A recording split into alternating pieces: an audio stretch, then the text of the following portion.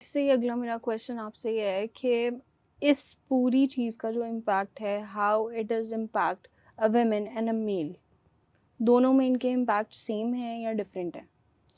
Speaking about hepatitis और उसके incidents और बाकी चीज़ों में, तो मेल्स में उसका इंसिडेंस ज़्यादा है, and specially the season that we just passed, पीले यरकान की शरह जो है वो भी ज़्यादा है।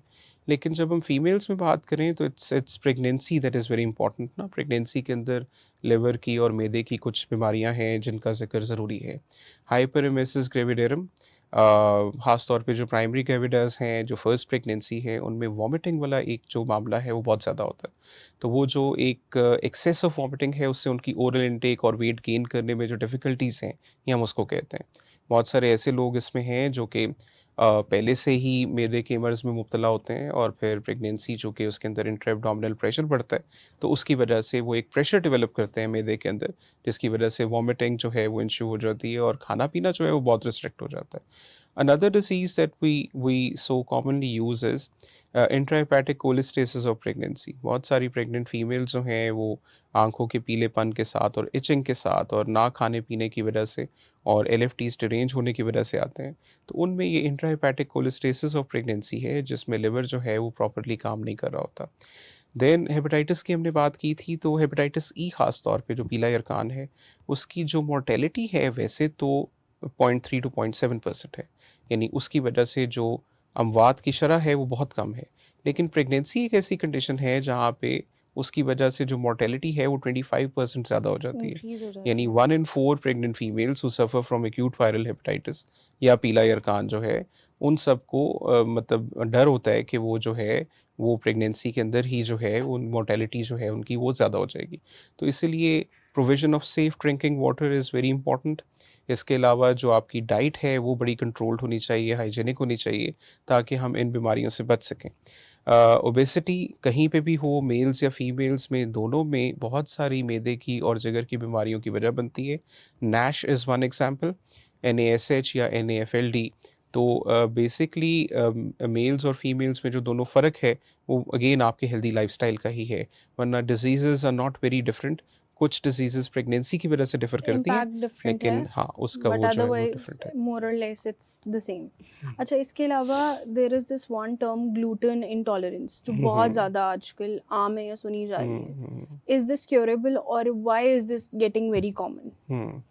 Gluten sensitivity is something that we very commonly relate, और बहुत सारे लोग हैं सीलिएक डिज़ीज़ के साथ जो हमारे पास आते हैं। राइट। ग्लूटेन गंदम के अंदर जो है वो एक एसेंशियल कंपोनेंट है। हमारे इंटेस्टाइन का हिस्सा ड्यूडेनम जो पहला हिस्सा है वो उसको डाइजेस्ट करता है। लेकिन समटाइम्स एक डिज़ीज़ प्रोसेस जिसको हम सीलिएक डिज़ीज़ कहते हैं, वहाँ पे विलस एट्रोफी की वजह से हम गंदम को सही तरह से डाइजेस्ट करने की कैपेबिलिटी खो देते हैं। इसका जो रिज़ल्ट है वो पेशेंट्स प्रेज़ेंट करते हैं हमारे पास बहुत यंग एज में, डायरिया के साथ या फेलियर टू थ्राइव के साथ, या उनकी जो ग्रोथ है वो प्रॉपर्ली नहीं हो रही होती, स्टंटेड ग्रोथ होती है उनके अंदर। They are not able to achieve their height और देयर सेकेंडरी सेक्शुअल कैरेक्टर्स, और इन सब चीज़ों की वजह से जब वो हमारे पास प्रेज़ेंट करते हैं, तो फिर हम टेस्ट करके पता लगाते हैं कि ये ग्लूटेन सेंसिटिविटी तो नहीं है इनको। अब ग्लूटेन सेंसिटिविटी जो है, it's a process that has been there for a very long period of time, लेकिन अब इसका इंसिडेंस ज़्यादा है। उसकी एक वजह ये भी है कि अब अच्छे टेस्ट अवेलेबल हैं उसको टेस्ट करने के लिए। आज से पहले, कुछ साल पहले शायद बहुत ज़्यादा फ्रीक्वेंटली एंडोस्कोपी के साथ बायोप्सीज़ और जो टीटीजी लेवल्स हैं वो इतने नहीं करवाए जाते थे। इट वाज़ यूजुअली मिसडायग्नोस्ड, और फिर वो जो ग्रोथ ना होने की वजह है वो बड़ी लेट पता लगती थी। अब जब टेस्ट हैं तो उसको बड़ा आसानी से पता लगा लिया जाता है।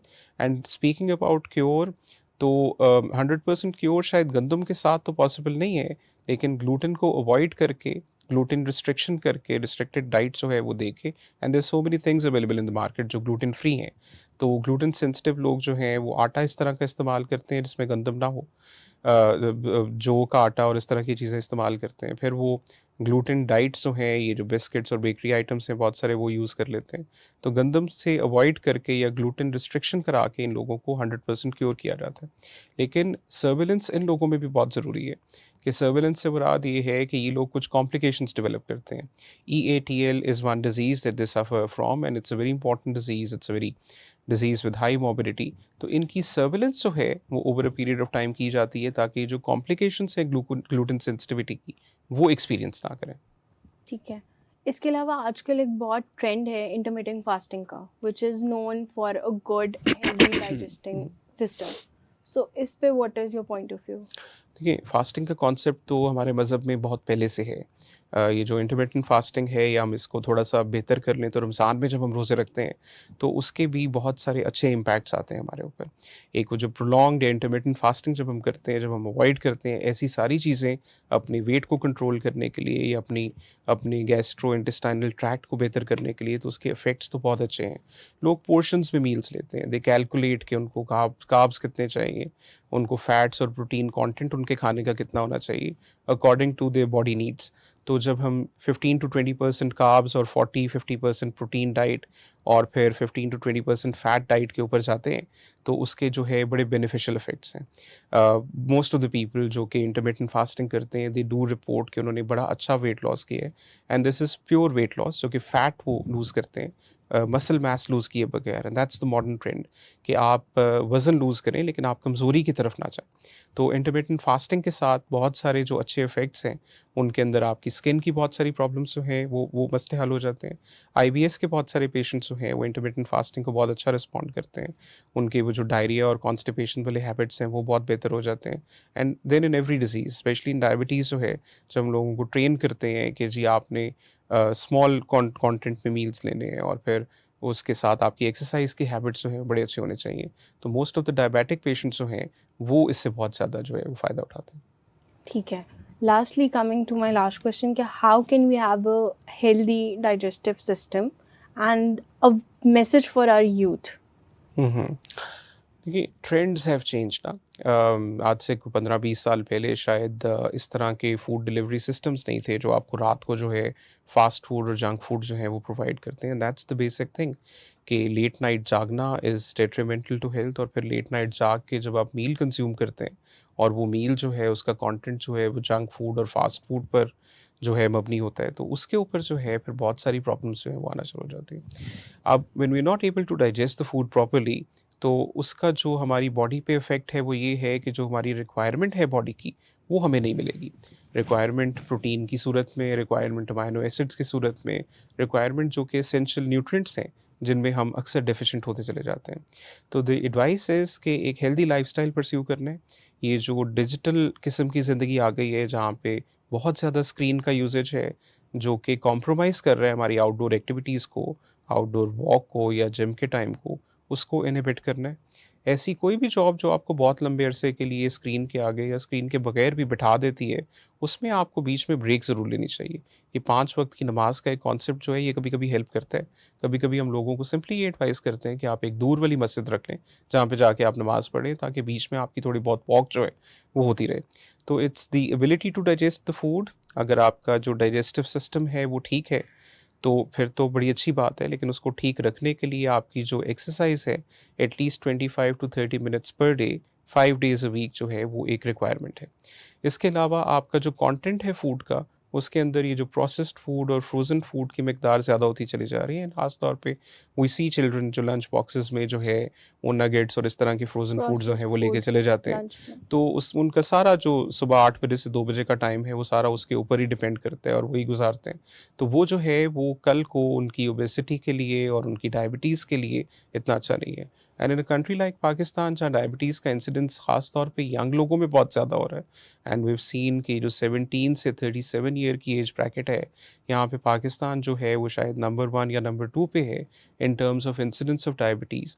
तो यहाँ लाइफ़स्टाइल मॉडिफ़िकेशन और हमारे डाइटरी हैबिट्स हैं, जो कि हमें we need to look into, जिसमें प्रोसेस्ड फूड और ये जो जंक फूड और फास्ट फूड है, ये हमें अवॉइड करना है। Regular exercise, intermittent fasting, portion diet और स्ट्रेस का जो है कोई सदेबाप करना। जब हम वेस्ट का एक लाइफस्टाइल देखते हैं ना, तो वहाँ पे हम 5 दिन काम और 2 दिन जो है वो एक रिलैक्सेशन वाला कॉन्सेप्ट है, which may not be acceptable socially, social norms हमारे शायद इस तरह के नहीं हैं। लेकिन जब हम अपने लाइफ़स्टाइल को देखते हैं, तो वो जो एक संडे का दिन होता है, वो भी शायद थोड़े पेंडिंग कामों में गुज़र जाता है। तो वो जो एक रिलैक्सेशन या फिज़िकल एक्टिविटी वाला एक कॉम्पोनेंट है, जो हमारे लाइफ़स्टाइल में ख़त्म होता जा रहा है, मेरा ख्याल है अगर हम उसको एनहांस करें तो ये ओबेसिटी और जितने भी टॉक्सिक हैबिट्स हैं हम इनसे जान छुड़ा सकते हैं। तो that's the way to go. Stress का कम होना, इंटरमिटेंट फास्टिंग, एक एक्टिव लाइफस्टाइल जो है, ये 3 एडवाइस हैं जो कि हम अपने यंगस्टर्स को दे सकते हैं। Thank you so much, Dr. Saab, for being here and for such an insightful conversation. So I hope कि हमारी conversation से आपकी बहुत ज़्यादा learning हुई हो। अपनी डाइट को हेल्दी रखें, अपनी आउटडोर एक्टिविटीज़ को अपनी लाइफ का हिस्सा बनाएं।